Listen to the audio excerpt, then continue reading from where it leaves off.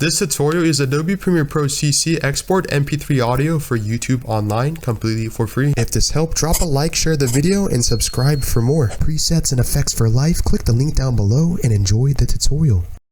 Alright, the first step in Adobe Premiere Pro export MP3 for YouTube. In this case I have a video clip, as you can see.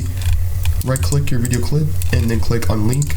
So now you have the video and the audio piece. Highlight the video, click delete or backspace on your keyboard. So now you have the audio soundtracker piece. Click Ctrl+M on your keyboard to bring up the export settings.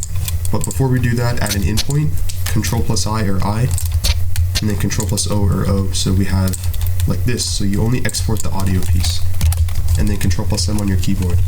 Under Format, click the drop down arrow and click MP3, which is above MPEG-2 and below JPEG 2000 MXF. And then Preset, click the drop down arrow and click the third option, which is the highest quality, 256 kbs.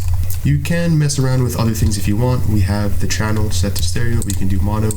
Again, we have the highest quality possible, but you can even click 320, which is even higher, believe it or not, and then click export completely for free.